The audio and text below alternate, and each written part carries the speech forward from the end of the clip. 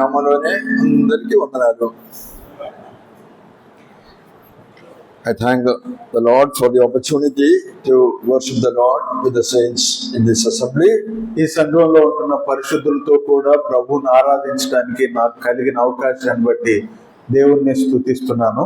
Once again, I extend my thanks to the assembly for inviting me also to come and share God's word in these special meetings. ఈ ప్రత్యేక కూడికల్లో మరి సంఘము నన్ను కూడా ఆహ్వానించి వచ్చి దేవుని వాక్యం పంచుకోవటానికి ఇచ్చిన ఆహ్వానాన్ని బట్టి మరి ఒకసారి కృతజ్ఞతలు చెల్లిస్తున్నాను. For our meditation, shall we turn to the book of Romans chapter 8? మన ధ్యానం నిమిత్తమై రోమపత్రిక 8వ అధ్యాయాన్ని తిప్పుదాం. Romans 8 and verse 28. 28వ వచనం. దేవుని ప్రేమించు వారికి అనగా ఆయన సంకల్పం చొప్పున పిలువబడిన వారికి మేలు కలుగుటకై సమస్తమును సమకూడి జరుగుచున్నవని ఎరుగుదము. We will read verse 35 also. 35వ వచనం కూడా చదువుదాం. క్రీస్తు ప్రేమ నుండి మనలను ఎడబాపు వాడెవడు? శ్రమ అయినను, బాధ అయినను, హింస అయినను, కరవైనను, వస్త్రహీనత అయినను, ఉపద్రవమైనను, ఖడ్గమైనను మనలను ఎడబాపునా. In these meetings, mainly I was sharing based on these verses. ఈ కూడికలో మరి ఈ వచనాలను ఆధారం చేసుకొని నేను వాక్యం అందించడం జరిగింది. The very purpose of our salvation is to conform us to the image of Jesus Christ. That is the plan of God. దేవుని యొక్క సంకల్పం ఏమిటంటే మన రక్షణ వెనుకున్న ఉద్దేశము ఆయన కుమారుడైన యేసుక్రీస్తు యొక్క సారూప్యంలోనికి మనం మార్చబడటమే. And we have seen from the previous classes, it is mainly through various ministries in the assembly that God is conforming us to the image of Jesus. ఇంతకు ముందు కోడికల్లో మనం విన్నట్లుగా సంఘంలో జరిగే వివిధ పరిచర్యల ద్వారా దేవుడు తన కుమారుడైన యేసుక్రీస్తు సారూప్యంలోనికి మనల్ని మారుస్తున్నాడు. And especially book of Acts chapter 2 verses 41 and 42, all those activities there, spiritual exercise is there, is with an intention to conform us to the image of Jesus Christ. మరి ముఖ్యంగా అపోస్తుల కార్యములు 2వ అధ్యాయం 41, 42 వచనాల్లో ఏవైతే ప్రస్తావించబడ్డాయో ఆ కార్యాల ద్వారా దేవుడు తన కుమారుని యొక్క సారూప్యంలోనికి మనలను మారుస్తూ ఉన్నాడు. But in Romans chapter 8, we have seen that all things work together for our good. అయితే రోమా పత్రిక 8వ అధ్యాయం 28వ వచనం ప్రకారము మేలు కలుగుటకై సమస్తమును సమకూడి జరుగుచున్నవి. Samastam means it is not only the spiritual exercise in the assembly. మరి సమస్తము అంటే సంఘంలో జరిగే ఆత్మీయ కార్యాలు ఏవైతే ఉన్నాయో వాటి ద్వారా మాత్రమే కాదు, Even by other means, God can conform us to the image of Jesus. వాటికి అదనంగా వేరే పద్ధతుల ద్వారా కూడా దేవుడు తన సారూప్యంలోకి మనలను మారుస్తాడు. And God is giving a list of various difficulties and persecutions in his life in verse 35. 35వ వచనంలో పౌలు తన జీవితంలో తాను ఎలాంటి సమస్యలు కష్టాలు గుండా వెళ్ళాడో వాటన్నిటి యొక్క జాబితా ఇస్తున్నాడు. And he is not complaining about those difficulties and persecutions problem, but he is telling all those difficulties also helped him to conform to the image of Jesus Christ. అయితే తాను వెళ్ళిన ఇలాంటి కష్ట పరిస్థితులను బట్టి అతడు ఏమీ ఫిర్యాదు చేయటం లేదు, నెపములు మోపటం లేదు, కానీ ఇవన్నీ కూడా క్రీస్తు సారూప్యంలోనికి నన్ను మారుస్తున్నాయి అని అంటున్నాడు. So it is a great lesson to study in our life. కాబట్టి మన జీవితంలో మనం నేర్చుకోవాల్సిన గొప్ప పాఠం ఇది. Sometimes God allows us to go through various persecutions and difficulties and tears and problems in our life. కొన్నిసార్లు దేవుడు మన జీవితంలో ఇబ్బందులు గుండా, శ్రమలు గుండా, కన్నీళ్లు గుండా, కష్టాలు గుండా వెళ్ళటానికి అనుమతిస్తాడు. But if you closely examine why God allowed these things in my life, అయితే దాన్ని గనుక నిశ్చితంగా పరిశీలించి దేవుడు నా జీవితంలో ఇవి ఎందుకు అనుమతించాడు అని ఆలోచిస్తే, if you are a person who really love the Lord, నీవు గనుక దేవుణ్ణి నిజ నిజముగా ప్రేమించే వ్యక్తి అయితే, if you are a person who really believes that God will not do anything for my bad, నా కీడు నిమిత్తమై దేవుడు ఏది చేయడు అని నిజముగా నీవు నమ్మే వ్యక్తి అయితే, you will understand why God allowed those difficulties in my life. ఇప్పుడు నా జీవితంలో దేవుడు అలాంటి కష్ట పరిస్థితులను ఎందుకు అనుమతించాడు అనేది నాకు అర్థమవుతుంది. And this morning I want to bring your attention one example from the Old Testament. So many difficulties in his life, but God made everything for his good. ఇప్పుడు ఎవరే కాలంలో పాత నిబంధనలో ఒక వ్యక్తి యొక్క మాదిరిని ఉదాహరణ మీ మధ్యకి తెస్తాను. అతని జీవితంలో చోటు చేసుకున్న కష్ట పరిస్థితులన్నీ కూడా దేవుడు తన మహిమార్థమై ఉపయోగించాడు. It is a very familiar person, Joseph. మనందరికీ తెలిసినట్లుగా యోసేపు అనే వ్యక్తి మనకు తెలుసు. Let us turn to book of Genesis chapter 37. ఆదికాండం 37వ అధ్యాయానికి తిప్పండి. Reading verse 14. Genesis 37 verse 14. ఆదికాండం 37వ అధ్యాయం 14 వచనం. అప్పుడు అతడు, నీవు వెళ్ళి నీ సహోదరుల క్షేమమును మంద క్షేమమును తెలుసుకొని నాకు వర్తమానం తెమ్మని అతనితో చెప్పి హెబ్రోను లోయలో నుండి అతని పంపెను. అతడు షెకెమునకు వచ్చెను. So the background is Jacob is the head of the family. The children, they are all living in a place known as Hebron. ఇప్పుడు మరి మనం దీని గురించి ఆలోచిస్తే యాకోబు అతని పిల్లలందరూ కూడా షెకెము అనే ప్రాంతంలో నివసిస్తున్నారు. హెబ్రోను ప్రాంతంలో నివసిస్తున్నారు. What is the meaning of Hebron? హెబ్రోను అనే దానికి అర్థం ఏంటి? Sahawasam. సహవాసం. So Jacob, we are talking about Joseph mainly. So Joseph is beloved son. They are in fellowship in Hebron. ఇప్పుడు యోసేపు యాకోబుకు ప్రియుడైన కుమారుడుగా ఉంటుండగా వారందరూ కలిసి హెబ్రోన్ లో నివసిస్తున్నారు. Jacob had special love towards his son Joseph. యోసేపు పట్ల యాకోబుకు ప్రత్యేకమైన ప్రీతి ఉన్నది. That is why he stitched a special coat, a colorful coat for Joseph. అందుకని యోసేపు కోసము యాకోబు ఒక రంగురంగుల వస్త్రాన్ని కుట్టించాడు. So it is a special relationship with Joseph and his father Jacob. కాబట్టి యాకోబుకు యోసేపుకు ఇరువురి మధ్య, కొడుకుకు తండ్రి మధ్య ఒక ప్రత్యేకమైన అనుబంధం ఉంది. But one day Jacob told Joseph, our other children, my other children, they have gone with the sheep, gone to a distant place. ఇప్పుడు ఒకరోజు యాకోబు యోసేపు అంటున్నాడు, నా మిగతా కుమారులు వారు మందను తీసుకొని, గొర్రెల మందను తీసుకొని వేరే ప్రాంతానికి వెళ్ళారు. No news about them for few days. కొన్ని దినాలుగా వారిని గురించిన ఎలాంటి సమాచారం లేదు. Days when there was no cell phone, no communication, internet. ఆ దినాల్లో మరి సెల్ ఫోన్ గాని ఇంటర్నెట్ గాని ఇలాంటి సమాచార సాధనాలు లేవు. So naturally the father is worried. మరి దాన్ని బట్టి తండ్రికి కొంత చింత కలుగుతున్నది. So he is asking Joseph, why don't you go and search for the other children and find them out the condition. ఇప్పుడు యోసేపుతో యాకోబు అంటున్నాడు, నీవు వెళ్ళి వారి యోగక్షేమాలు కనుక్కుంటే బాగుంటుంది కదా అని అంటున్నాడు. So which place Joseph had to go?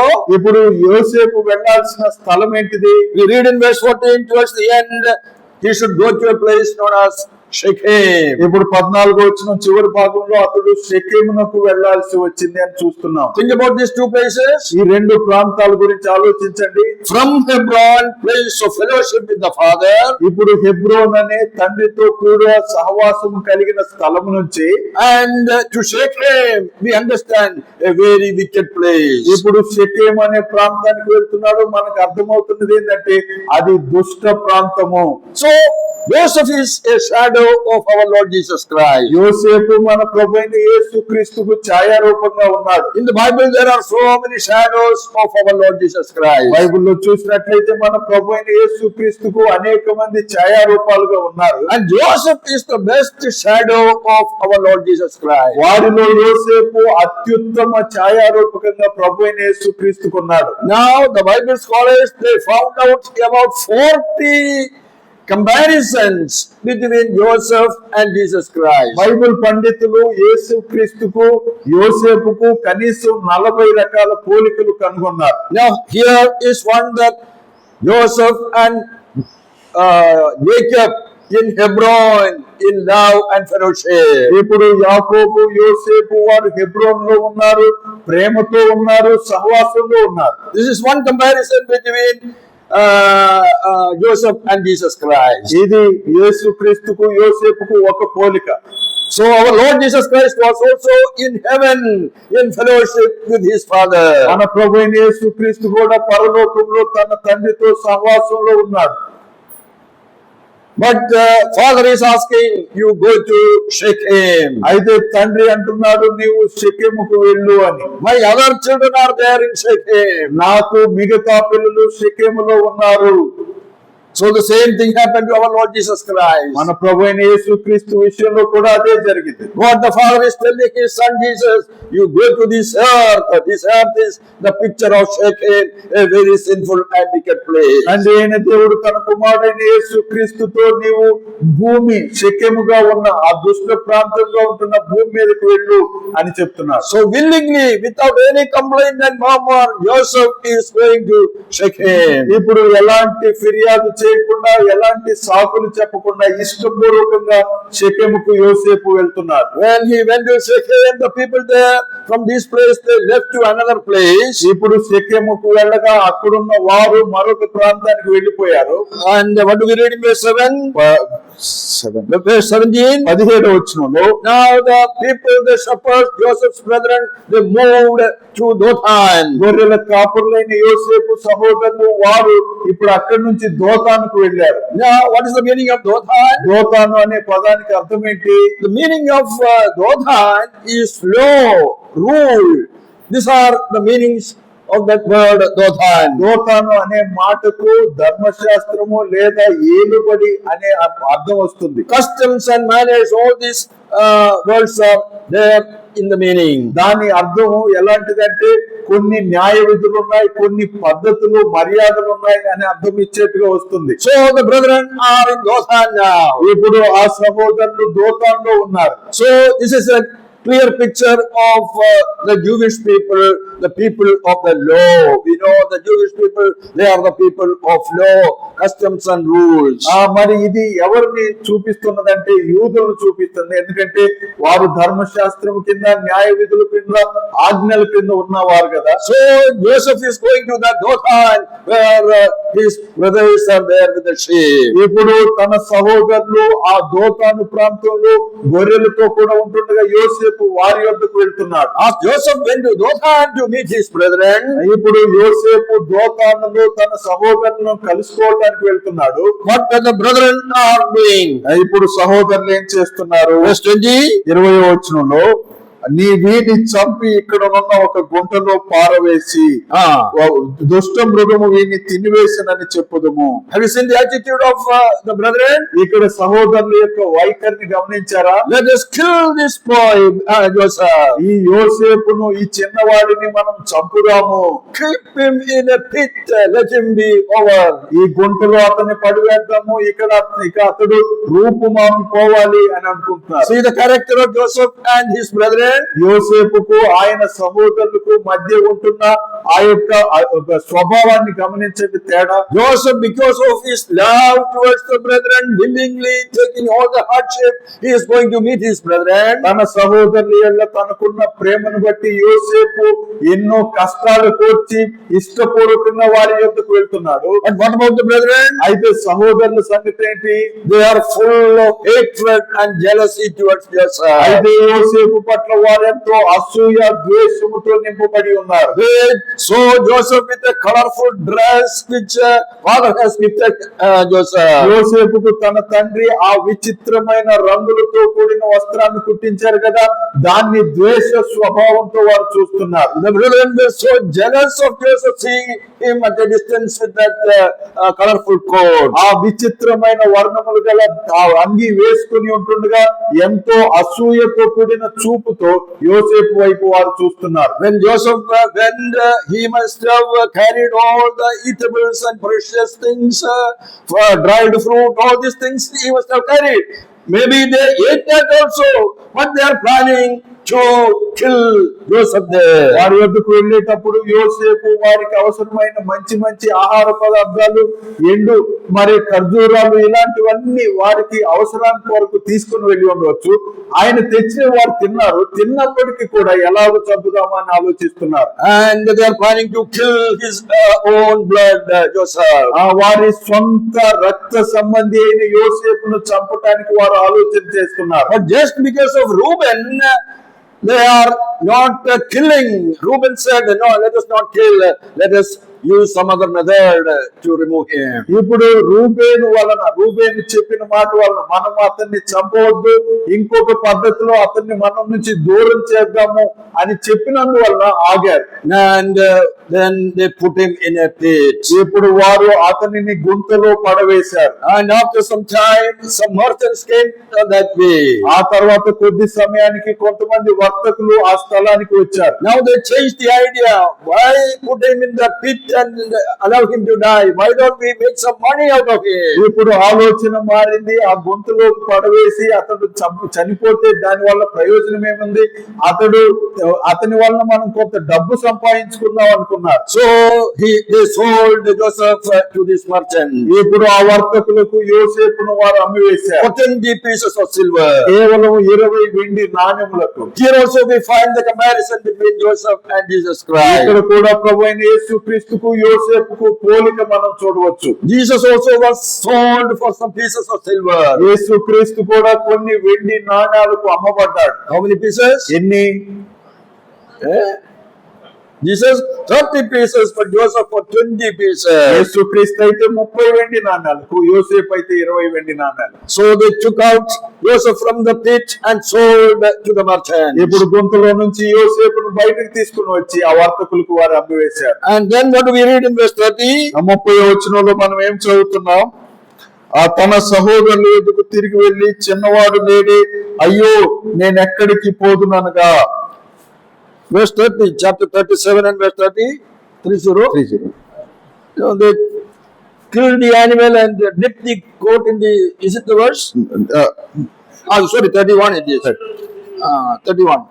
వారు యోసేపు అంగీని తీసుకుని ఒక మేక పిల్లను చంపి దాని రక్తములో ఆ అంగీ ముంచి ఆ విచిత్రమైన నిలువుటంగిని పంపగా వారు తండ్రి వద్దకు దాన్ని తెచ్చి, ఇది మాకు దొరికెను. So in order to deceive the father, we find they killed an animal, dipped the cloth of Joseph and sending that cloth to their father. ఇప్పుడు తండ్రిని మోసగించడానికి వారు ఏం చేశారంటే ఒక జంతువును చంపి ఆ రక్తంలో యోసేపు యొక్క అంగీని ముంచుతున్నారు. See what Jacob did in his life, he is reaping it back now. ఇప్పుడు యోసేపు యాకోబు తన జీవితంలో ఏదైతే చేశాడో అదే పంటను యోసేపు ద్వారా కోస్తున్నాడు. There was a time when Jacob also killed an animal. మరి ఒకానొక దినమున యాకోబు కూడా ఒక జంతువును చంపాడు. In order to deceive his father, in order to prepare the tasty food, he also killed an animal years back. మరి కొన్ని సంవత్సరాల క్రితం తన తండ్రిని మోసగించడానికి, రుచికరమైన ఆహారాన్ని సిద్ధపరచడానికి ఒక జంతువును చంపాడు. He thought that he was a very wise man. Nobody knew about this matter other than his mother. అతడేమనుకున్నాడంటే, నా తల్లికి తప్ప మరి ఎవ్వరికి ఈ విషయం తెలియదు, నేను తెలివి కలిగిన వాడిని అనుకున్నాడు. But after some years, what is happening here? అయితే కొన్ని సంవత్సరాల తర్వాత ఏం జరుగుతుంది ఇక్కడ? Jacob's children also kill an animal. యాకోబు పిల్లలు కూడా ఒక జంతువును చంపుతున్నారు. What for? దేని కొరకు? To deceive own father. తమ సొంత తండ్రిని మోసగించడానికి. So what lesson we have here? ఇక్కడ నేర్చుకునే పాఠం ఏంటిది? మనం whatever we sow in our life, we are going to reap it in our life, maybe immediately or maybe after some time. మన జీవితంలో మనం ఏదైతే విత్తుతామో దాన్ని మన జీవితంలో వెంటనే అయినా లేదా కొంతకాలం అయిన తర్వాత అయినా ఆ పంటను కోస్తాం. Now if you deceive your father, నీ తండ్రిని కనుక నీవు మోసగిస్తే, now surely your children will will deceive you one day. ఒక రోజు నీ పిల్లలు కూడా నిన్ను మోసగిస్తారు. Now, whatever you sow, one way or the other, you will reap it back in your life. కాబట్టి నీవు ఏది విత్తినా ఏదో ఒక పద్ధతిలో తిరిగి అదే పంటను నీవు కోస్తావు. I was working in a Gulf country, Bahrain, for some years. వారు కొన్ని సంవత్సరాలు మరి బహ్రెయిన్ లో ఆ గల్ఫ్ దేశంలో నివసించేవారు. And వారు యాకోబు వారు కాదు, నేను. So there is a story there. అక్కడ ఒక కథ ఉన్నది.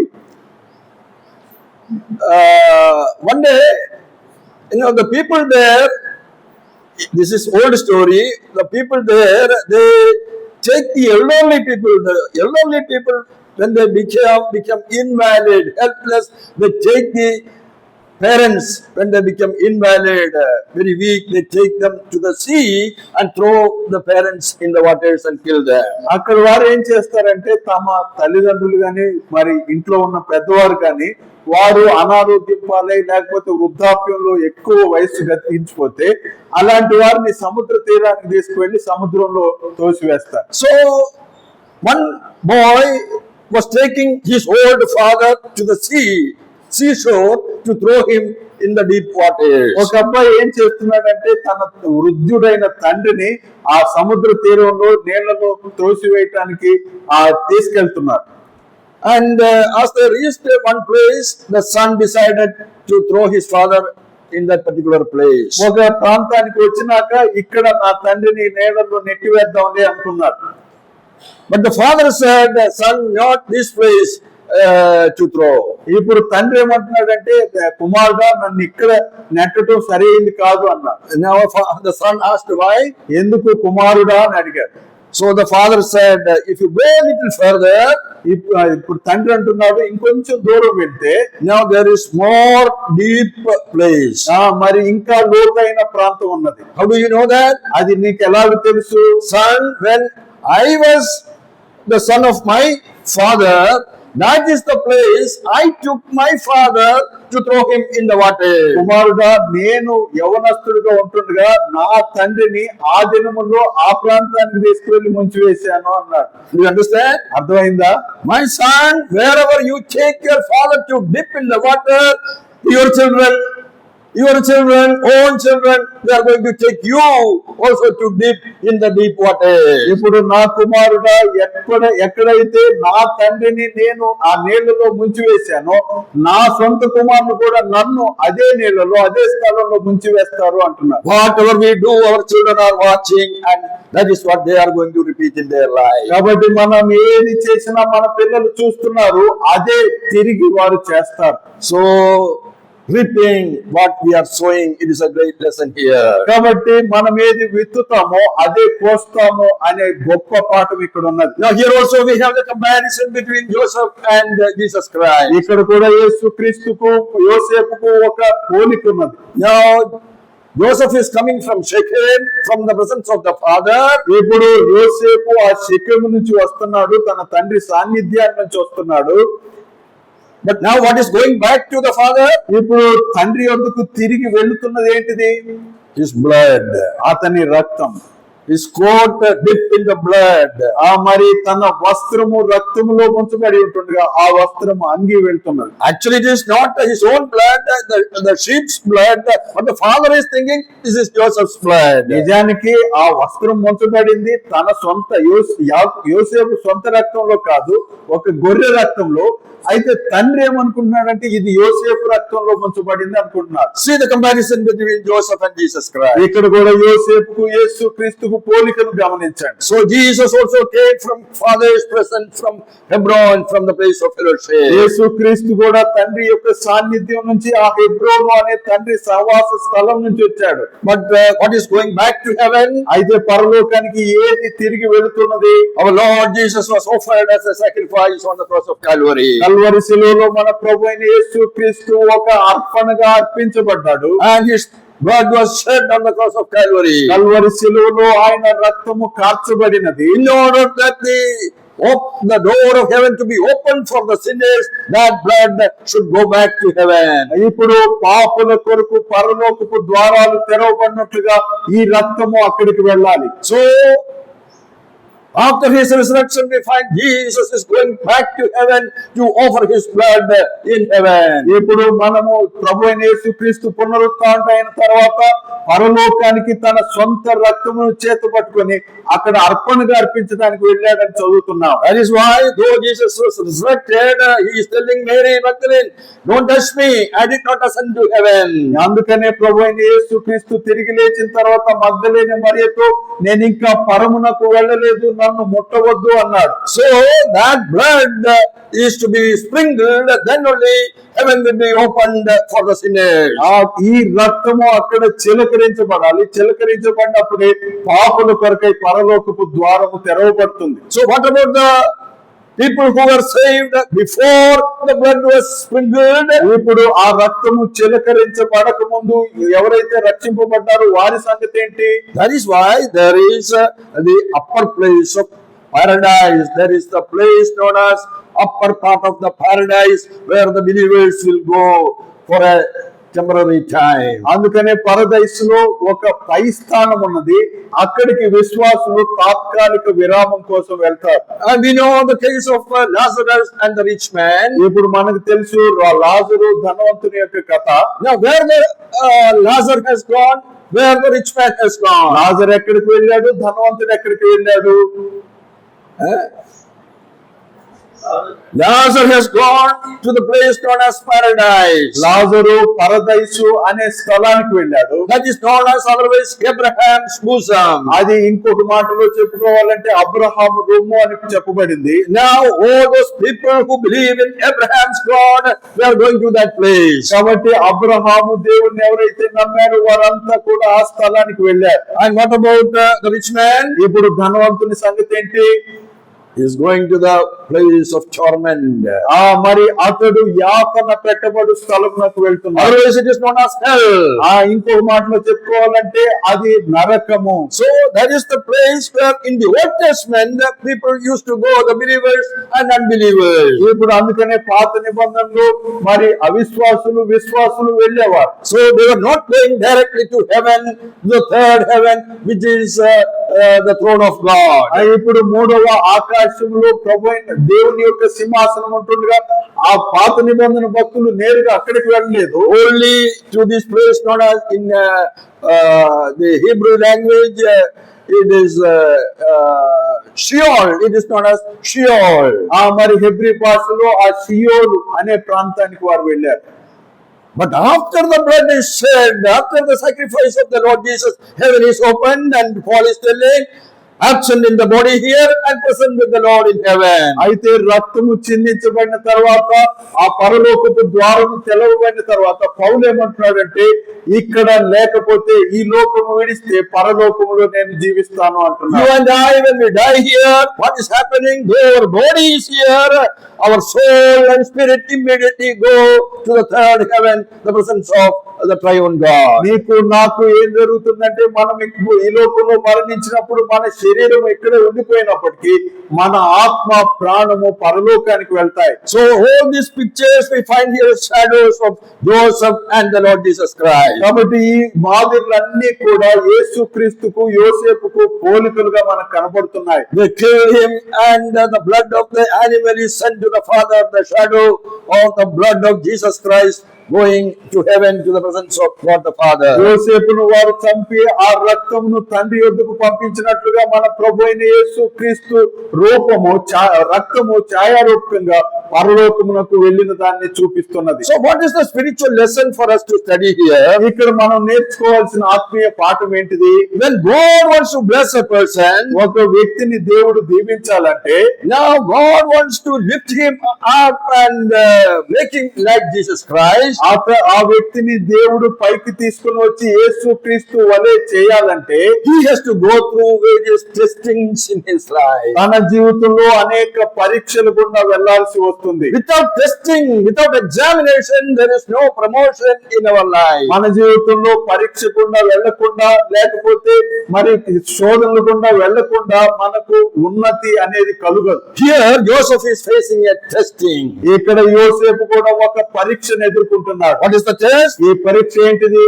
If your brethren ill treat you badly, what? will you do? నీ సహోదరులు కనుక నీ పట్ల అనుచితంగా ప్రవర్తిస్తే వారి పట్ల తిరిగి నీవు ఎలాగ ప్రవర్తిస్తావు? Will you behave in the same way back, or will you behave like Jesus Christ? వారు ఎలాగైతే నీ పట్ల వ్యవహరించారో అదే విధంగా వారి పట్ల నీవు వ్యవహరిస్తావా, లేకపోతే యేసుక్రీస్తు వ్యవహరించినట్లుగా వ్యవహరిస్తావా? So that is a testing even today in your life and my life. ఈ రోజు కూడా నీ జీవితంలో నా జీవితంలో అదే పరీక్ష మన ముందు ఉన్నది. We know when you look at each other, all well dressed, well kept, and everything nice, having good Bible, all look almost the same. ఈ రోజు మనము మంచి మంచి దుస్తులు వేసుకొని బాగా తల కత్తిరించుకొని బాగా దూకొని మంచి బైబుల్ పట్టుకొని వచ్చాం. అందరం ఒకే విధంగా కనపడుతున్నాం. Especially I come from a different place. I don't know what is your real character, all of you. నేను వేరే ప్రాంతం నుంచి వచ్చాను కాబట్టి మీరు గురించి కానీ మీ స్వభావం గురించి కానీ నాకు పూర్తిగా తెలియదు. Now, if the real character in you is to come out, నీ యొక్క నిజమైన స్వభావం కనుక బయటకు వస్తే రావాలంటే what I should do? నేనేం చేయాలి? I should give a testing in your life. నేను ఒక పరీక్షను మీకు పెట్టాలి. For example, I have a glass of glass with some liquid in that steel glass, for example. నేను ఒక స్టీల్ గ్లాస్ లో కనుక ఈ మద్యాన్ని కనుక పోస్తే, మద్యం చెప్పలేదు, some liquid in that not liquid in that నీరుని కనుక పోస్తే, looking at the distance, I don't know what is inside that glass. మరి బయట నుంచి చూస్తే దాంట్లో ఏముందో నాకు తెలియదు. But if I shake that glass violently, very strongly, నేను గనక ఆ గ్లాసును బాగా గట్టిగా అటు ఇటు ఊపితే what will happen? ఏం జరుగుతుంది? It will overflow. What is inside the glass will overflow and it will come out. ఇప్పుడు ఆ గ్లాసును కదిలించినప్పుడు దాంట్లో ఉన్నది బయటికి వచ్చేస్తుంది. The same way, our case also, like a steel glass, outside covered and inside, what are the things inside? Nobody knows. అదే విధంగా steel glass లాంటి మన హృదయంలో కూడా లోపలేముందో బయటకి ఏం కనపడుతుందో ఎవరికి తెలియదు. So there is only one way somebody should come and shake you, then what is inside will come out. అప్పుడు ఎవరో ఒకరు మిమ్మల్ని వచ్చి గట్టిగా కదిలిస్తేనే తప్పితే లోపల ఏదైతే ఉందో అది బయటకు రాదు. So understand, this is one method God is using to allow what is inside you to come out. కాబట్టి దేవుడు నీ జీవితంలో నీ హృదయంలో ఏదైతే ఉందో అది బయటకు తీసుకొని రావడానికి అది ఉపయోగించే పద్ధతి ఒకటి ఇది. Another example, ఇంకొక ఉదాహరణ, we know in the olden days that the kings were ruling our country. మన ఇంతకు ముందు దినాల్లో మన దేశాన్ని రాజులు పరిపాలించేవారు. Now they have a special hobby, the hobby of hunting wild animals in the forest. వారికి ఒక ప్రత్యేకమైన అలవాటు ఉండేది, అరణ్యంలో జంతువులను వేటాడటం. So they will go to the forest with the servants with the gun and crackers and so many things, drums to make noise. With all these facilities, they will go to forest. మరి వారు అరణ్యానికి తమ సేవకులతో లేదా తుపాకీతో గుండ్లతో రకరకాల డ్రమ్ములు ఇవన్నీ తీసుకొని వెళ్తూ ఉంటారు. And they know the places where animals are hiding. They will surround that particular place. మరి ఎక్కడైతే ఆ జంతువులు దాక్కున్నాయో ఆ ప్రాంతాన్ని చుట్టుముడతారు. And the servants will beat the drum and crack the noise, make lot of noise, so that the animals inside the forest will be disturbed and it will start running for life. ఇప్పుడు రాజు యొక్క దాసులు ఏం చేస్తారంటే గట్టి గట్టి శబ్దాలు చేస్తారు, డ్రమ్ములు కొడతారు, రకరకాల శబ్దాలు చేస్తూ ఉంటుండగా ఆ శబ్దానికి ఆ జంతువులు తట్టుకోలేక బయటకు వచ్చేటట్టు చేస్తారు. So the king is waiting in some place. ఇప్పుడు రాజు ఎక్కడో ఒక చోట వేచి ఉంటాడు. So the servants are shaking the forest. That is not a shaking the forest. ఇప్పుడు దాసులు, రాజు యొక్క దాసులు ఆ అరణ్యాన్ని కదిలిస్తూ ఉంటారు. So the animals will run out. ఇప్పుడు ఆ శబ్దానికి ఆ జంతువులు పరిగెత్తుకుంటూ వచ్చేస్తాయి. And the king know which place the animals will come. He is waiting with the gun to shoot the animal. ఇప్పుడు రాజుకు తెలుసు ఆ జంతువులు ఎక్కడికి పరిగెత్తుకుంటూ వస్తాయని, కాబట్టి వాటిని కాల్చడానికి తుపాకీతో సిద్ధంగా ఉంటాడు. When I heard this story, I understand it has got very good relationship with our own experience also. ఇప్పుడు ఈ కథను విన్నప్పుడు మన జీవితంలో మరి ఇది ఎంతో అనువర్తిస్తుంది అని నాకు అనిపిస్తుంది. Our heart is also like a forest. మన జీవితం కూడా, మన హృదయం కూడా ఒక అరణ్యము లాంటిది. Now, what are the animals hiding in our forest? మన అరణ్యంలో ఏ జంతువులు దాక్కుని ఉన్నాయి? Eh? Some of the animals, ఏ జంతువులు ఉన్నాయి? పావురమా మాత్రమా? పావురం మాత్రమేనా? మంచి వైట్ పావురం మాత్రమే. ఇప్పుడు చూస్తే మంచి పావురం మాత్రమే. ఇప్పుడు మనం నిమ్మలంగా ఎంతో పావురం వల్ల శాంతంగా ఉంటాం. Is jealousy is hiding inside? మన లోపల అసూయ ఉందా దాక్కుని? Pride is there inside. గర్వం ఉందా లోపల? The fighting spirit, the quarreling spirit is inside. మరి కొట్లాడే స్వభావం మనలో ఉందా? The love of money, greed is inside. మరి డబ్బు పట్ల ఆశ, తర్వాత దురాశ ఉన్నదా మనకు? చెప్పండి. All these things, we know all these things, they are all wild animals hiding in our heart. మనకు తెలుసు ఇవన్నీ కూడా క్రూర జంతువులు మన హృదయంలో దాక్కుని ఉన్నాయి అని. But these animals are waiting for the right time to jump out. ఇప్పుడు ఈ జంతువులు సరి అయిన సమయంలో దూకటానికి ప్రయత్నిస్తున్నాయి. So when the right time will come, ఎప్పుడు సరి అయిన సమయం వస్తుంది? oh, another brother is coming. ఇప్పుడు ఇంకొక సహోదరుడు వచ్చినప్పుడు, now brother, what you did in that meeting? మరి సహోదరుడు, నీవు ఆ కూడికలో ఏం చేశావు? Without consulting me, you did this, you did that announcement, you did this and that. మరి నాకు చెప్పకుండా, నాకు ఏమాత్రం మాట్లాడకుండా నీవు ఇష్టం వచ్చినట్లుగా ప్రకటించావు, చెప్పావంట. Oh, a servant came to shake your life. కాబట్టి ఒక సేవకుడు నీ జీవితాన్ని కదిలించడానికి వచ్చాడు. That is shaking your life. ఇది మరి నీ జీవితాన్ని కదిలించినట్లు ఉంటుంది. Now you never expected that, and somebody came and surprisingly shook your life by surprise. మరి ఎవరో ఒకరు వచ్చి మరి నీకు తెలియకుండా అకస్మాత్తుగా నిన్ను కదిలించేటట్లు నీవు ఊహించుండవు. Now what will happen at that time? అప్పుడు ఏం జరుగుతుంది? In most of the case, I don't say all, but in most of the case, one by one wild animals start jumping out from your heart. నేను అందరి జీవితంలో ఇలా జరుగుతుందని చెప్పలేదు, కానీ ఎక్కువ శాతం వారి జీవితంలో ఉంటున్న ఒక్కొక్క క్రూర జంతువు ఒక్కొక్కటిగా బయటకు వస్తుంది. So you also give back in return. You scold him, you quarrel with him, and challenge him. All these things will come out from your life. నీవు కూడా అతనికి సవాలు విసురుతావు, కొట్లాడతావు, మాటకు మాట ఇస్తావు, ఏమి చేయాలో అది చేస్తావు. Is it not true? నిజం కాదా? చెప్పండి. మీరు అందరూ యేసు ప్రభులాగానే రిటర్న్ ఏం చెప్పలేదా? మనం అందరూ యేసుక్రీస్తు వలె ఏ మాటకు మాట ఇవ్వకుండా ఉంటాము. Now look at Joseph. He is not uttering a single word in spite of all the ill treatment of these brethren. ఇక్కడ యోసేపును చూడండి, తన సహోదరులు తన పట్ల ఎంత అనుచితంగా ప్రవర్తించినా ఏమి మారు మాట్లాడటం లేదు. Now why God allow this experience in our life? మన జీవితంలో దేవుడు ఎందుకు ఇలాంటి అనుభవాలను అనుమతిస్తాడు? We have seen the king is waiting with the gun to shoot the wild animal. మనకు తెలుసు రాజు తన తుపాకీతో క్రూర జంతువులను కాల్చడానికి సిద్ధంగా ఉన్నాడు అని. So that lesson is applicable in our life also. ఈ పాఠం మన జీవితాలకు కూడా వర్తిస్తుంది. Now when somebody is shaking our life, these wild animals will try to come out. ఎవరైనా మన జీవితాలను కదిలించినప్పుడు ఈ దాక్కుని ఉంటున్న క్రూర జంతువులు బయటకు వస్తాయి. So what is our duty? మనం చేయాల్సిన పని ఏంటిది? Now shoot those wild animals. మరి ఈ క్రూర జంతువులను కాల్చివేయాలి. Quarrel, fighting, shouting, all these animals come out. One by one shoot those animals, kill. ఈ ఘర్షణలు గాని, గొడవలు గాని, కొట్లాట్లు గాని ఇవన్నీ వచ్చినప్పుడు ఒక్కొక్క దాన్ని కాల్చివేయాలి. Oh God, I know that because of this brother only I understand there are wild animals hiding in my life. ఓ దేవా, ఈ సహోదరుని వల్లే నా జీవితంలో ఇలాంటి క్రూర జంతువులు ఉన్నాయని నాకు అర్థమవుతుంది.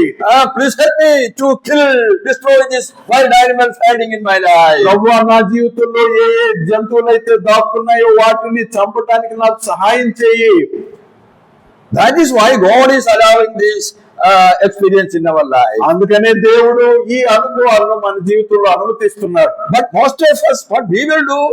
అయితే అనేక మంది అయిన మనం ఏం చేస్తాము? when the servant is coming and shaking our life, ఒక సేవకుడు కనుక మన జీవితాన్ని కదిలించడానికి తత్తరపాటు గురి చేయడానికి వస్తే what we will do? ఏం చేస్తాం మనం? We will take the gun. ఇప్పుడు తుపాకీ తీసుకుంటాం. To whom we will aim the gun? ఈ తుపాకీని ఎవరి వైపు గురి పెడతాం? ఎవరి వైపు? Do we aim the gun towards the animals hiding inside? మన జీవితంలో దాక్కున్న ఆ జంతువుల వైపు గురి పెడతామా? Most of us don't do that. మనలో అనేక మంది ఆ పని చేయం. But we will aim the gun towards that brother who came and shook the life. మరి మన జీవితాలను ఎవరైతే కదిలించాడో ఆ సహోదరుని వైపు తుపాకీ గురి పెడతా. నీవా? నువ్వా అంటాం. నీ చెప్తారా? నాకు చెప్పేవాడు అయ్యేవాడు. I will gun you down. నేను నిన్ను కాల్చి చంపేస్తాను అంట. If you say 10 words, I will say 20 words in return. నాకు నువ్వు 10 మాటలు అంటే నేను తిరిగి 20 మాటలు బదులిస్తానంటావు. So where are the bullets we are using? ఇప్పుడు ఆ తుపాకీ గుండెను ఎటువైపు వాడుతున్నాం? We are not using it against the wild animals inside. మన లోపల ఉంటున్న క్రూర జంతువుల వైపు వాటిని వాడతాం. All the bullets are just aimed at our own brethren. మరి ఈ తుపాకీ గుండ్లన్నీ కూడా మన సొంత సహోదరుల వైపు గురి పెడుతున్నాం. We forget to understand they are allowed by God. That brother has come to teach you a lesson that there are some wild animals hiding in your life. నా జీవితంలో కొన్ని క్రూర జంతువులు దాక్కుని ఉన్నాయి. వాటిని బయటకు తీసుకురావడానికి దేవుడు ఆ సహోదరుణ్ణి తీసుకొచ్చాడు అనే పాఠం మనం మర్చిపోతాం. See Joseph, యోసేపు, he was also a human being like you and me. నీ వలే నా వలే అతడు కూడా ఒక మానవుడే. But he is showing the attitude of the Lord Jesus Christ. అయితే అతడు యేసు క్రీస్తు యొక్క మనస్సును చూపిస్తున్నాడు. Though Jesus was scolded and all the way all these people who examined him told so many things that provoke him, he never opened his mouth. యేసు క్రీస్తును వారు ఎంత దూషించినా, ఎన్నో మాటల చేత ఆయనను ఎంతో గాయపరిచిన, రెచ్చగొట్టిన ఆయన తిరిగి మారు మాట్లాడలేదు. So this is a great principle. If you and I want promotion in our life, to be promoted in the image of Jesus Christ, the testing of ill treatment of our own brethren, we may have to face. కాబట్టి మన జీవితంలో ఆ ఉన్నత స్థితి అయిన యేసుక్రీస్తు సారూప్యంలోనికి రావాలంటే మరి మనలను పరీక్షించడానికి మన సొంత సహోదరులు వస్తారు అనేది ఒక నేర్చుకోవాల్సిన గొప్ప పాఠం. Now, if some brethren is of the habit of provoking other people, come and shouting against others, finding only their fault and provoking them, God will take care of them. No, God will not leave them, but in His own time, God will take care of that. ఒక సహోదరుడు వచ్చి నీ లోపాలను తప్పులను ఎత్తి చూపుతూ గట్టిగా మాట్లాడుతుంటే నీవు బదులు ఇవ్వాల్సిన అవసరం లేదు. దేవునికి అప్పగిస్తే తగిన సమయంలో ఆయనే చూసుకుంటాడు. Because in the life of Joseph we find the same thing. All the brethren of Joseph, they are all coming to the feet of Joseph and confessing their sin. మరి యోసేపు జీవితంలో మనం అదే చూస్తున్నాం. ఒకానొక దినమున ఆ సహోదరులందరూ కూడా యోసేపు యొద్దకు వచ్చి ఆయన పాదముల మీద పడుతున్నారు. So this is a great lesson in our life. మన జీవితంలో ఇది ఒక గొప్ప పాఠం. God has seen all these things from heaven.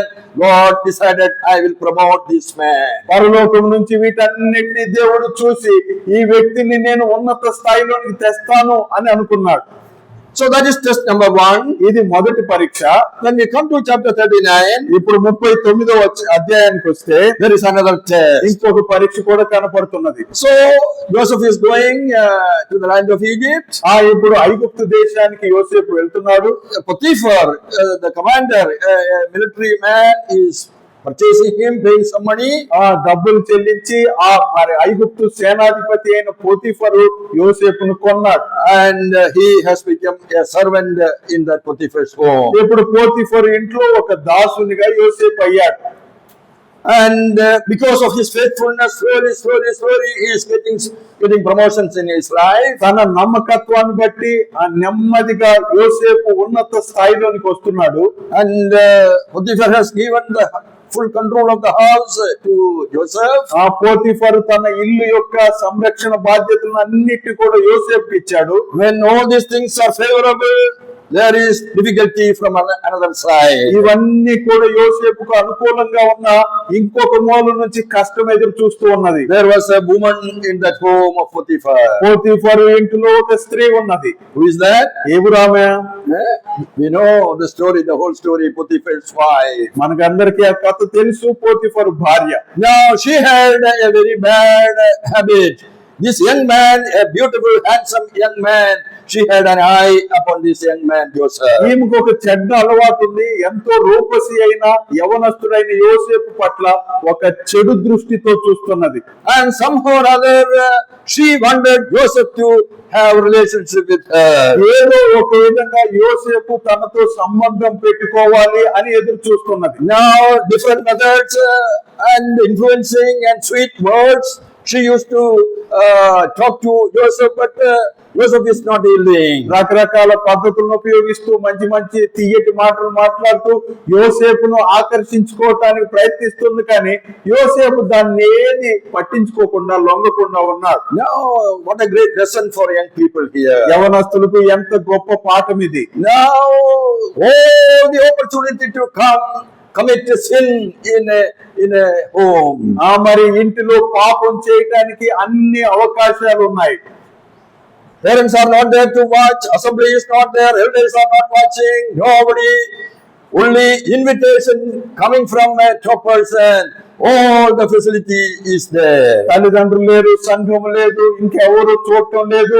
ఒక అత్యున్నతమైన వ్యక్తి నుంచి పాపం చేయటానికి ఆహ్వానం వస్తున్నది. And finally this woman is catching the cloth of Joseph. ఇప్పుడు చివరిగా ఈ స్త్రీ ఏం చేస్తుందంటే యోసేపు అంగీని పట్టుకుంటున్నది. But even at that time he is not yielding, he is leaving the cloth and running away. ఇప్పుడు ఆ సమయంలో కూడా ఏ మాత్రము లొంగకుండా అతడు ఆ అంగీని అక్కడే వదిలిపెట్టి పారిపోతున్నాడు. That is the right thing to do at that time. Run away from such a place. ఆ సమయంలో అదే సరి అయిన పని, చేయాల్సిన పని.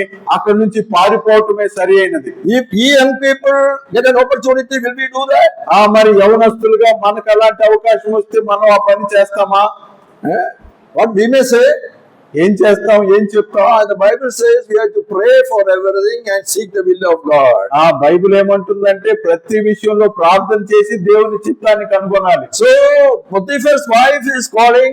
What some people will say to her? ఇప్పుడు పోతీఫరు భార్య పిలిచినప్పుడు కొంతమంది ఆమెకి ఏం చెప్తారు? Our God told we have to pray and find God's will. అమ్మ, మా తండ్రి, మా దేవుడు ఏం చెప్పాడంటే మేము ప్రార్థించి దేవుని చిత్తాన్ని కనుగొనాలి. I'm going to pray to find the will of God. మరి దేవుని చిత్తాన్ని కనుగొనడానికి నేను ప్రార్థిస్తాను అంటారు. Then I will tell you. ఆ తర్వాత చెప్తాను అంటారు. Did Joseph tell that? యోసేపు అలాగే చెప్పాడా? That is not the time to pray. అది ప్రార్థించే సమయం కాదు. That is the time to run away. అది పరిగెత్తే సమయం. From all unholiness, young people run away. సమస్త అపవిత్రత నుండి యవనస్తులు పారిపోవాలి. And Joseph ran for a holy life, leaving his own clothes in that home. ఆ ఇంటిలో తన సొంత వస్త్రాన్ని విడిచిపెట్టి పవిత్ర జీవితం కొరకు యోసేపు పారిపోయాడు. Now, what is the understanding of Joseph about a holy life? యోసేపుకు పవిత్ర జీవితం గురించి ఉన్న అవగాహన ఏంటిది? Verse chapter 39 and verse 9, what do we read? 39వ అధ్యాయం 9వ వచనంలో చదువుతున్నాం. నీవు అతని భార్యవైనందున నిన్ను తప్ప మరి దేన్ని నాకు అప్పగింపుగా ఉండలేదు, కాబట్టి నేనెట్లు ఇంత ఘోరమైన దుష్కార్యం చేసి దేవునికి విరోధముగా పాపము కట్టుకుందునని తన యజమాని భార్యతో అనెను. Have you seen the attitude, understanding of Joseph? యోసేపు యొక్క వైఖరి, ఆయన యొక్క అవగాహన గమనించారే? All sins are against my God. That is the understanding of Joseph. కాబట్టి ప్రతి పాపము కూడా దేవునికి విరోధముగా చేసేదే అని యోసేపు యొక్క అవగాహన. Though my parents not there, brothers not there, nobody is watching me, my sin is against my God in heaven. నా తల్లిదండ్రులు లేకపోయినా, నా సహోదరులు లేకపోయినా, నేను చేసే ప్రతి పాపం కూడా దేవునికి విరోధంగా చేసేది. So this is the understanding, this is the fear of God. Though the literal presence of God is there, God, the all mighty God and all present God. He can see everything from heaven. అక్కడ అక్షరార్థంగా దేవుని యొక్క సాన్నిధ్యం లేకపోయినా సర్వజ్ఞాని అయిన సర్వంతర్యామి అయిన దేవుడు అన్ని చూస్తూ ఉంటుండగా యోసేపుకుంటున్న భయము అవగాహన పాపం పట్ల ఇలాంటిది. So this is the real fear of God. ఇది నిజమైన దేవుని భయం. Though God is literally not standing by my side, God is watching everything wherever I am. In a secret place, underneath the ocean also, wherever I am, God is watching me. That is the fear of God. అక్షరార్థంగా నా ప్రక్కనే దేవుడు మరి శరీర రూపంలో లేకపోయినా దేవుడు అన్ని కూడా పరలోకం నుండి చూస్తూ ఉంటుండగా నేను సముద్ర దిగంతంలో దాక్కున్న రహస్య స్థానాల్లో ఉన్న వీటన్నిటిలో దేవుడు నన్ను చూస్తున్నాడు అనేది నిజమైన భయం. So God, that is why the presence of God is always there with him. కాబట్టి అన్ని వేళల్లో దేవుని సన్నిధి యోసేపుకు ఉన్నది. And Joseph is telling, how can I do this wickedness, great wickedness? ఇప్పుడు యోసేపు అంటున్నాడు, నేను ఎట్లు ఇంత ఘోరమైన దుష్కార్యము చేస్తాను. That is sin. ఘోరమైన దుష్కార్యం. ఇది ఘోరమైన దుష్కార్యం అని అంటున్నాడు. These days, how lightly, especially young people, take sexual sins. ఈ రోజుల్లో మరి ముఖ్యంగా యవనస్తులు లైంగిక సంబంధమైన పాపాలను ఎంత తేలికగా తీసుకుంటున్నారు. See your hero, your cinema hero, what he is doing, the cricket heroes, what they are doing. Look at these people. Then why can't you do that? మరి సినిమా హీరోలు, క్రికెట్ హీరోలు వారే అలా చేస్తున్నప్పుడు నేనెందుకు చేయకూడదు అన్నట్లు మన భావన ఉంటున్నది.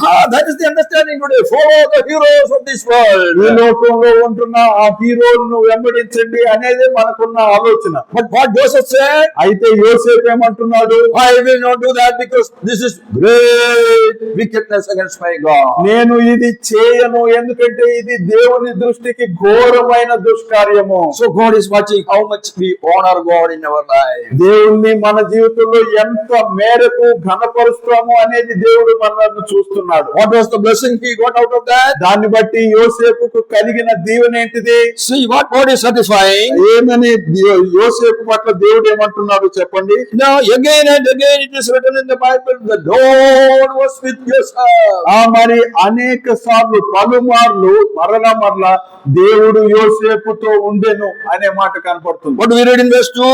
రెండో వచనంలో ఏమంటున్నాడు? The Lord was with Joseph. యెహోవా యోసేపునకు తోడై ఉండెను. Verse 3, what do we read? మూడో వచనంలో ఏం చదువుతున్నాము? The Lord was with Joseph. యెహోవా యోసేపుకు తోడై ఉండెను. Verse 21, what do we read? 21వ వచనంలో ఏం చదువుతున్నాం? The Lord was with Joseph. యెహోవా యోసేపునకు తోడై ఉండి. Verse 23, 23వ వచనంలో Lord was with him. యెహోవా అతనికి తోడై ఉండెను. Oh, what a certificate. God is telling, I am with you, Joseph. ఇక్కడ మరి యోసేపుకు ఎంత గొప్ప సర్టిఫికేట్ చూడండి. నేనే నీతో ఉన్నాను అంటున్నాడు.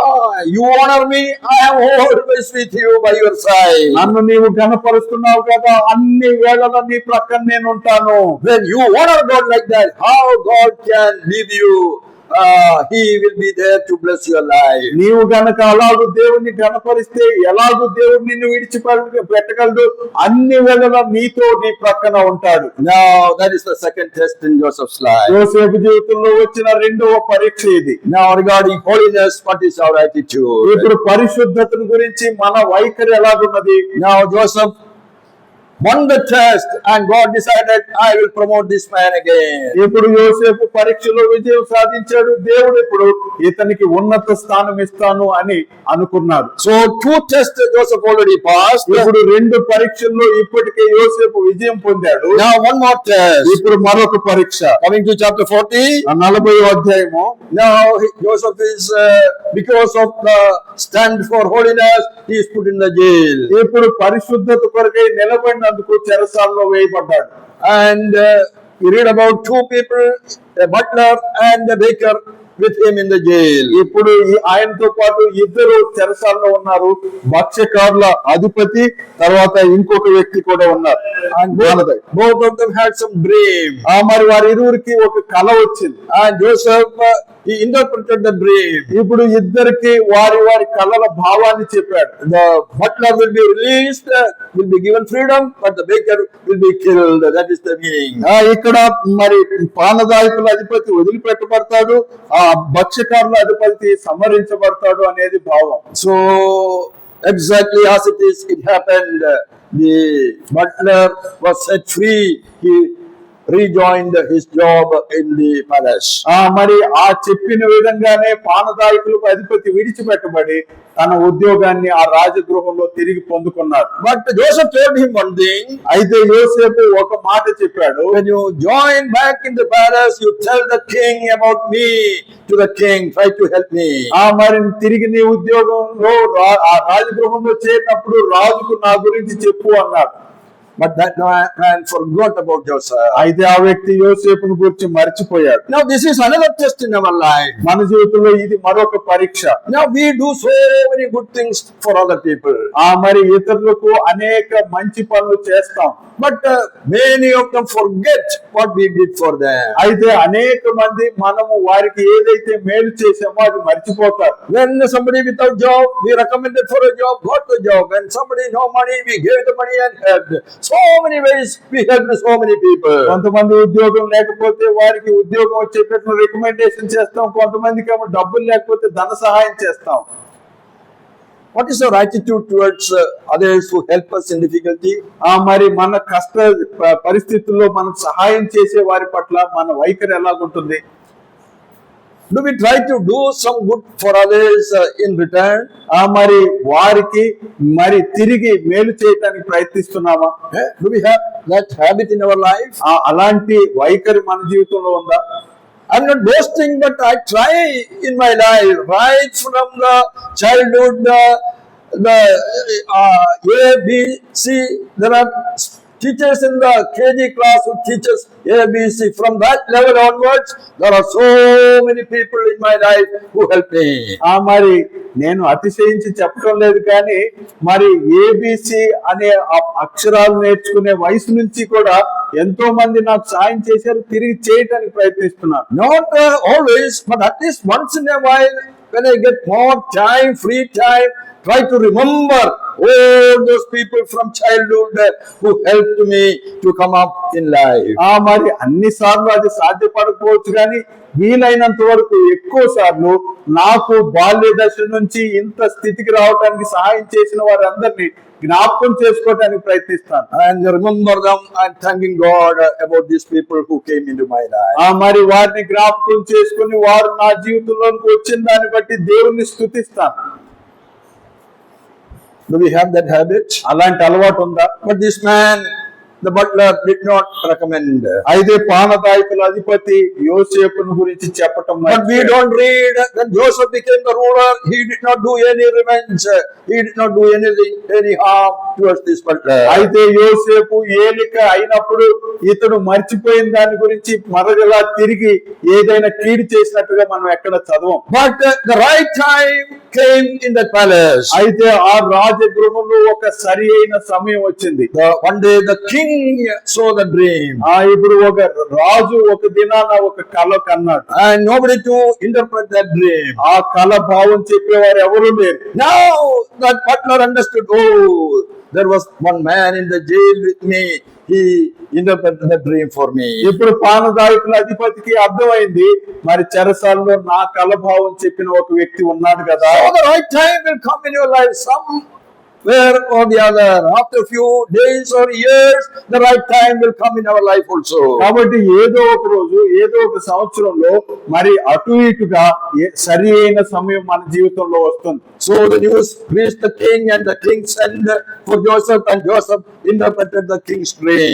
ఇప్పుడు ఈ కల భావం చెప్తాడనే వార్త రాజు యొద్దకు చేరింది. రాజు యోసేపును రమ్మన్నాడు. ఆ విధంగా కల భావం చెప్పడానికి సమయం వచ్చింది. And everything happened as Joseph interpreted. మరి యోసేపు ఎలాగైతే కల భావం చెప్పాడో అదే విధంగా జరిగింది.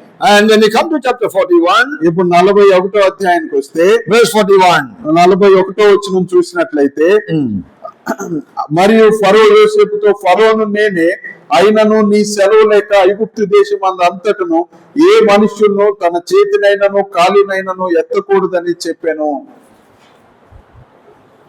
See, where is Joseph now? ఇప్పుడు యోసేపు ఎక్కడ ఉన్నాడు? As the prime minister, next to the king, Joseph is the top authority in the land of Egypt. ఐగుప్తు దేశంలో రాజు తర్వాతి స్థానంలో మరి ఒక ప్రధానిగా ఉన్నాడు. Now, where was he some years ago? కొన్ని సంవత్సరాల క్రితం ఎక్కడ ఉన్నాడు? In the pit. The brethren put him in the pit. మరి తన సహోదరులు గుంటలో పడవేసి ఉంటుండగా గుంటలో ఉన్నాడు. And from Potiphar's house, he went to the jail. ఆ తర్వాత పోతీఫరు ఇంటి నుంచి చెరసాలలోనికి వెళ్ళాడు. But where is he now? ఇప్పుడు ఎక్కడ ఉన్నాడు?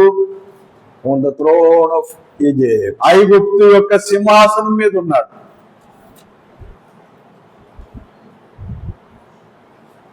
Looks like a dream, isn't it? ఇది ఒక కలలాగా అనిపిస్తుంది కదా. Yeah? So if we trust and obey, love our Lord who is the living God, this sort of things can happen in our life also. మన సజీవుడైన దేవుని నమ్మి ఆయనకు విధేయత చూపించి ఆయనను ప్రేమించినట్లయితే ఆయన తగిన సమయంలో అన్ని జరిగిస్తాడు. Now the same way the Lord Jesus, he went to the dungeon, he most deep place of suffering he went, but God ascended him and put him on the throne at the right hand of the Father. అదే విధంగా మన ప్రభు అయిన యేసుక్రీస్తు కూడా భూమి యొక్క లోతుల్లోనికి వెళ్ళి ఉంటుండగా ఇప్పుడు ఉన్నత పరలోకంలో ఆ దేవుని కుడి పార్శ్వం వద్దకు చేర్చబడ్డాడు. That is the life of our Lord Jesus, and that sort of a life is given to us also. మన ప్రభు అయిన యేసుక్రీస్తు జీవితం అలాంటిది, అలాంటి జీవితం మనకు కూడా ఇవ్వబడింది. So when you are discouraged, when you go down in life, somebody put you down, facing temptations, don't be discouraged. There is a God in heaven who takes care of our life. He may allow some testings in our life. Once you win the test, you will be promoted more and more to the glory of God. కాబట్టి నీవు ఎప్పుడైనా నిరుత్సాహానికి గురైనా లేదా ఎవరైనా కించపరిచినా ఎప్పుడు దాని గురించి బాధపడవద్దు. ఎందుకంటే మన దేవుడు నమ్మదగిన దేవుడు, తగిన సమయంలో మనల్ని హెచ్చించడానికి ఆయన సిద్ధంగా ఉన్నాడు. Now you think about Romans chapter 8 and verse 28. ఇప్పుడు రోమాపత్రిక 8వ అధ్యాయం 28వ వచనాన్ని గురించి ఆలోచన చేయండి. Everything worked together for the good of Joseph. సమస్తమును యోసేపు యొక్క మేలు కొరకు సమకూర్చి జరిగించబడింది. But if you take it one by one, all those things were not good. Difficulties after difficulties. But when all those things put together, it was for his good. అయితే యోసేపు జీవితంలో జరిగిన ఒక్కొక్కటి చూసినట్లయితే అవి మంచివేం కాదు, కష్టాలే. అయితే ఆ కష్టాలన్నింటినీ పేర్చి ఒక చోట కనుక చూస్తే అవన్నీ యోసేపు క్షేమం కొరకు కలిసి జరిగాయి. Oh, what a wonderful God our God. మన దేవుడు ఎంత అద్భుతకరుడు. Shall we love him more? ఆయన్ని ఇంకా ఎక్కువగా ప్రేమిద్దామా? Serve him more? ఆయన్ని ఇంకా ఎక్కువగా సేవిద్దామా? And love God's people more? ఆయన ప్రజలను ఇంకా ఎక్కువగా ప్రేమిద్దామా? May the Lord's name be glorified. ప్రభు నామం మహింపరచబడుగాక.